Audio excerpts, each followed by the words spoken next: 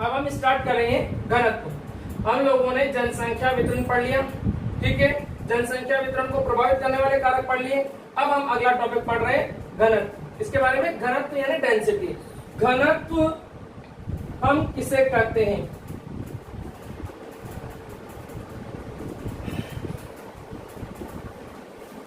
किसी भौगोलिक क्षेत्र में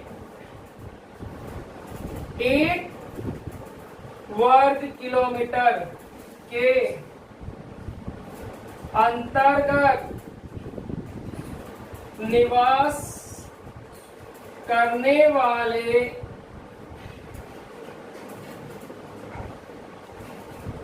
व्यक्तियों की संख्या को घनत्व कहते हैं। क्या? किसी भौगोलिक क्षेत्र में 1 वर्ग किलोमीटर के अंतर्गत निवास करने वाले व्यक्तियों की संख्या को क्या कहते हैं? घनत्व कहते हैं। कोई प्रॉब्लम नहीं है। अब इससे संबंधित सूत्र देख लीजिए। इसका सूत्र क्या आएगा? घनत्व, या ये ध्यान रहे जन घनत्व भी बोल सकते हैं वहां पर, ये बात ध्यान रखे चले ना कि घनत्व जन घनत्व एक ही चीज है, ठीक है। जन घनत्व बराबर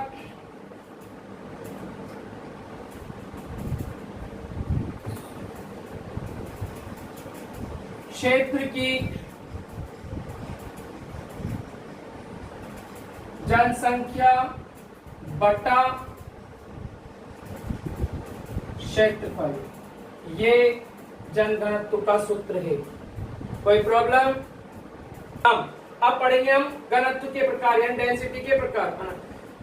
संबंधों के आधार पर जनसंख्या का संबंध अलग अलग इकाइयों से अलग अलग प्रकार का है। उस आधार पर जनसंख्या घनत्व को 5 भागों में वर्गीकृत किया गया है। कितने भागों में वर्गीकृत किया गया है? 5 भागों में। क्या? जन घनत्व को 5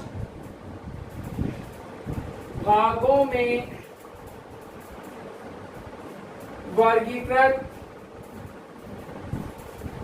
किया गया है। प्रॉब्लम नहीं है। नंबर 1 कौन सा है? गणितीय घनत्व, ठीक है। नंबर 2 आता है बेटा आपके आर्थिक घनत्व। नंबर 3 आता है आपके कायिक घनत्व। नंबर 4 कृषि घनत्व और नंबर 5 पोषण घनत्व। प्रॉब्लम नहीं है। क्या? घनत्व कितने प्रकार का हो गया? 5 प्रकार का। गणितीय घनत्व, आर्थिक घनत्व, कायिक घनत्व, कृषि घनत्व और पोषण घनत्व, ये 5 प्रकार का घनत्व है, ठीक है। पांचों प्रकार के घनत्व की परिभाषा और पांचों प्रकार के घनत्व का सूत्र आपको ज्ञात होना चाहिए। कोई प्रॉब्लम नहीं है। हाँ, देखिए पांचों के अध्ययन करते हैं अपन। पहला आता है अपने पास गणितीय घनत्व। कौन सा? गणितीय घनत्व। गणितीय घनत्व जो आपने जनघनत्व की परिभाषा पढ़ी वही गणितीय घनत्व है। क्या? जो जनघनत्व की परिभाषा पढ़ी वही क्या है? गणितीय घनत्व है। यानी किसी भौगोलिक क्षेत्र में 1 वर्ग किलोमीटर के अंतर्गत निवास करने वाले व्यक्तियों की संख्या को गणितीय घनत्व कहते हैं। ठीक, गणितीय घनत्व का सूत्र वही है गणितीय घनत्व बराबर क्षेत्र का क्षेत्रफल क्षेत्र की जनसंख्या बटा क्षेत्रफल, ये आएगा आपके। प्रॉब्लम कोई दिक्कत नहीं है? ठीक है, चलिए अब अगला देखते हैं अपन। नंबर 2 आता है अपने पास।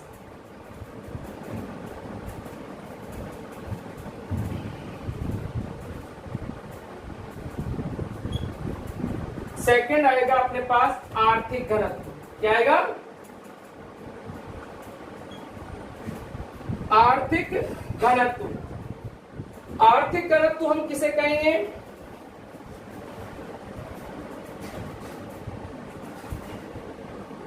किसी भौगोलिक क्षेत्र में जनसंख्या एवं संसाधनों के मध्य अनुपात को आर्थिक घनत्व कहते हैं। ठीक, आर्थिक घनत्व बराबर, आर्थिक घनत्व क्या होता है आपके पास? क्या किसका लिया? जनसंख्या और संसाधनों के मध्य जो अनुपात है वही क्या कहलाएगा? आर्थिक घनत्व कहलाएगा। तो आर्थिक घनत्व बराबर क्षेत्र की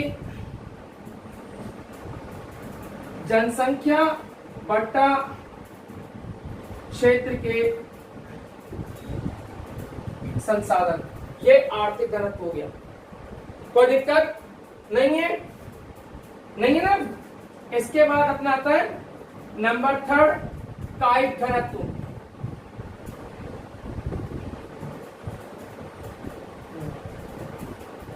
क्या आएगा? कायिक घनत्व। ठीक है, कायिक घनत्व है किसी भौगोलिक क्षेत्र में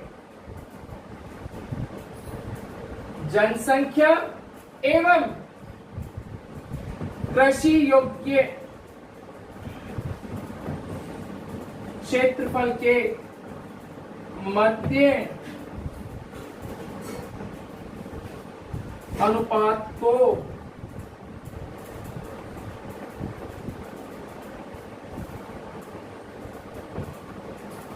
कायिक घनत्व कहते हैं। क्या? किसी भौगोलिक क्षेत्र में जनसंख्या एवं कृषि योग्य क्षेत्र के मध्य अनुपात को क्या कहते हैं? कायिक घनत्व कहते हैं। कायिक घनत्व बराबर क्या हो गया बेटा? जनसंख्या, ठीक, बटा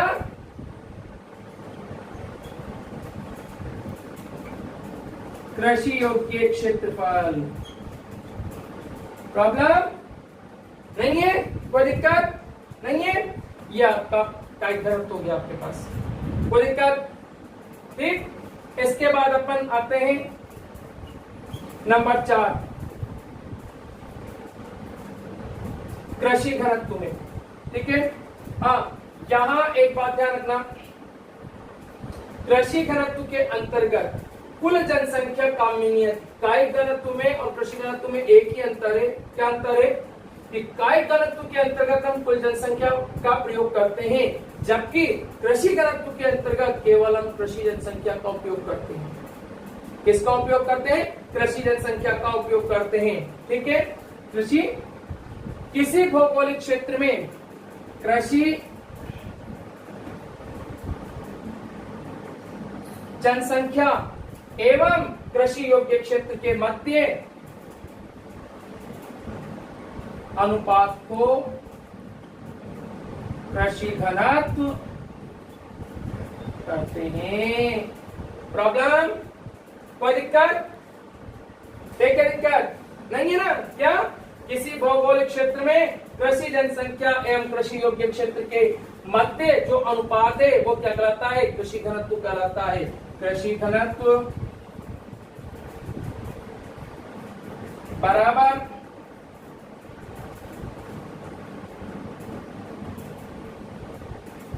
कृषि जनसंख्या बटा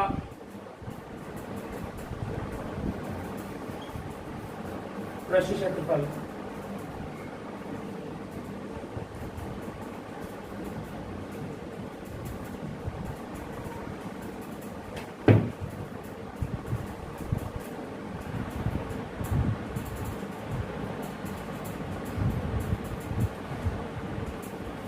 दिक्कत नहीं है? चलो इसके बाद में यहाँ पर एक चीज, सॉरी एक चीज बताना भूलिए मैं आपको, वो है कृषि जनसंख्या।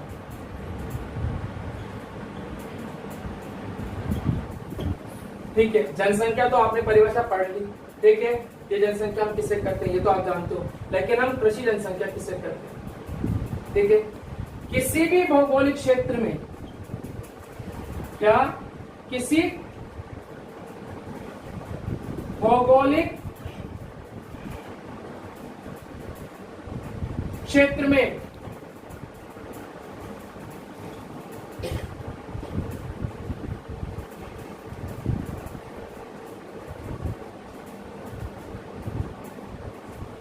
कृषि भूमि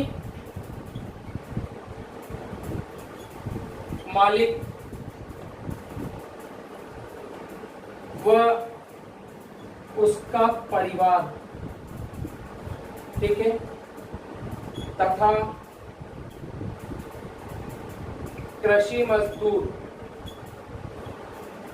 व उसके परिवार का सम्मिलित रूप क्या कहलाता है? कृषि जनसंख्या कहलाता है।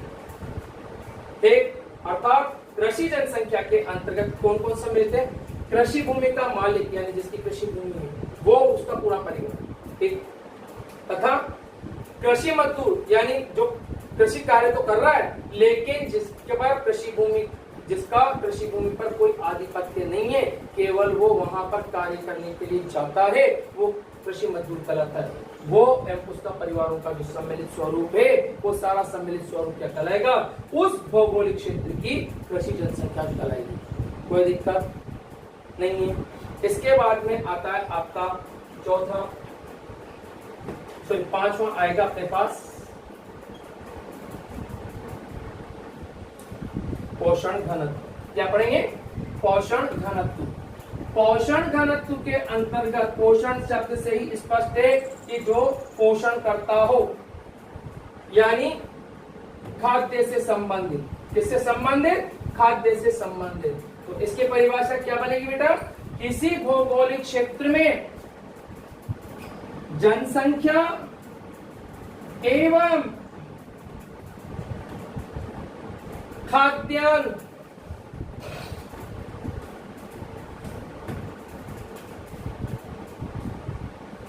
फसलों के क्षेत्रफल के अनुपात को पोषण घनत्व कहते हैं। प्रॉब्लम यदि कोई दिक्कत हो तो परिभाषा में नहीं है। हाँ,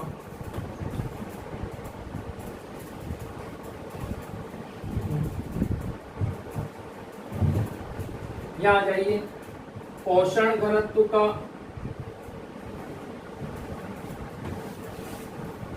पोषण घनत्व बराबर क्षेत्र की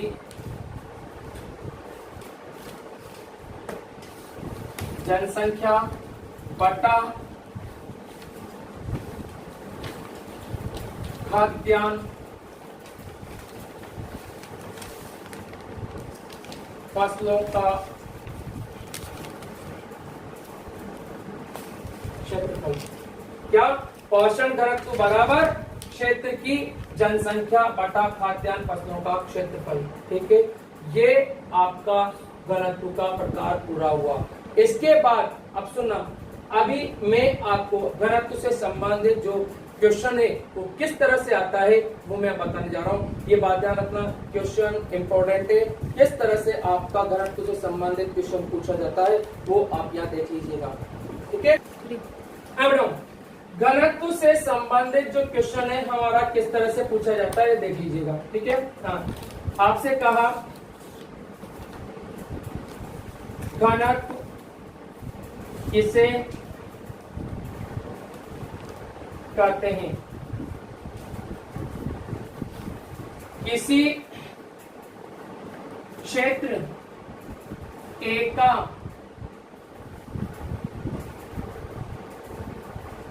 क्षेत्रफल 100 वर्ग किलोमीटर है यदि उसकी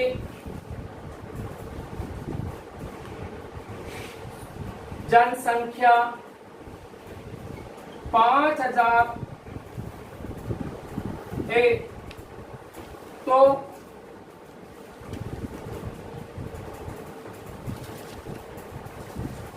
क्षेत्र A के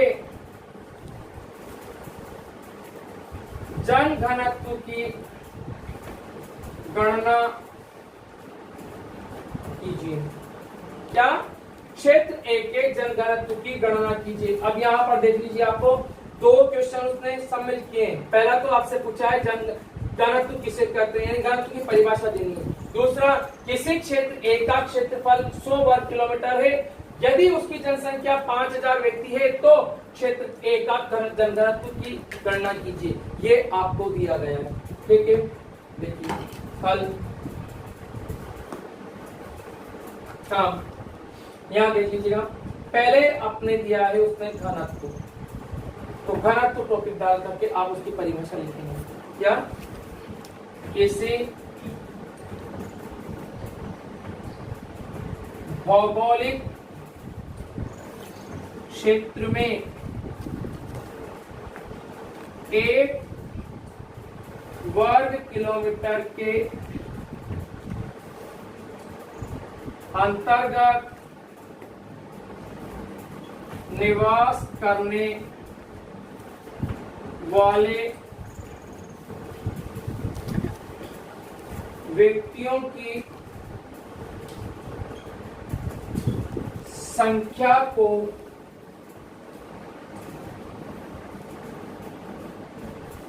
घनत्व करते हैं। यहां हाथों हाथ आप सूत्र भी लिखना बेटा। घनत्व बराबर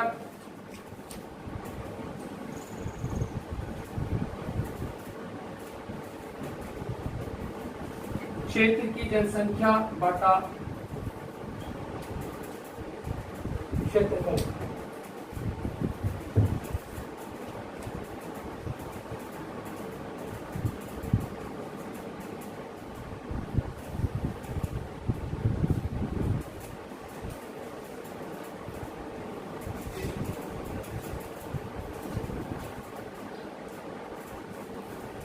ठीक, दूसरा अपने पास आप क्वेश्चन क्या कहा है उसने?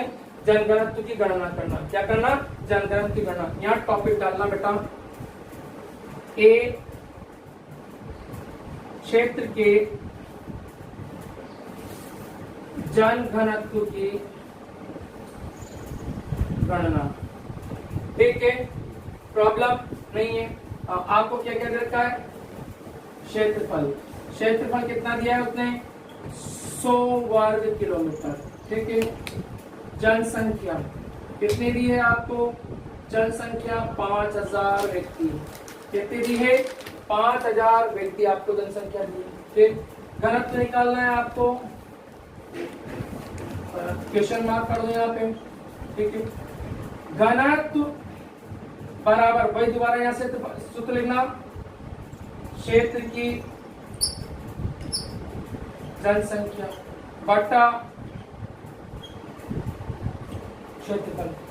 कोई दिक्कत नहीं है? हाँ, देख लेना इधर, इधर देखना बेटा 5000 बटा 100।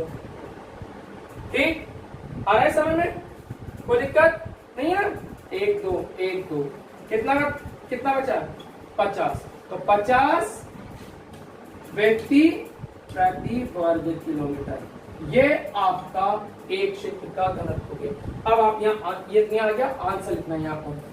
एक क्षेत्र का घनत्व बराबर 50 व्यक्ति प्रति वर्ग किलोमीटर। कोई प्रॉब्लम है क्या? नहीं है ना? अब यहाँ एक चीज, ये आपके सामने क्या गया? क्वेश्चन आपका घनत्व का किस तरह से पूछा जाता है वो आपका मैंने प्रारूप क्वेश्चन का यहाँ पर दे दिया है। इसमें वो आपके आंकड़े चेंज कर सकता है, इसमें कोई दुराई की बात नहीं है। देखिए अब इस क्वेश्चन से एक चीज यहाँ समझ लेना बेटा, आपके क्वेश्चन 2 भागों में था।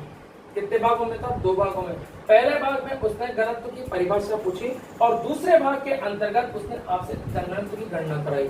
तो आप वहां पर भी एक बात आपसे निवेदन है कि आप जितने भागों में क्वेश्चन पूछा गया है उतने ही भागों में आप इसके आंसर दीजिए। पहला भाग था जनगणत्व, तो मैंने पहले भाग में जनगणत्व की परिभाषा लिखी है, परिभाषा के साथ उसका सूत्र था वो भी लिखा है, ये बात ध्यान रख के चलिए। ठीक है, इसके बाद में दूसरा भाग था उसका क्या? घनत्व की गणना। तो घनत्व की गणना की, तो दूसरे भाग में घनत्व की गणना आएगी। कोई दिक्कत नहीं है ना? ये लीजिए, ये आपका घनत्व का वर्गीकरण पूरा हुआ। ठीक है।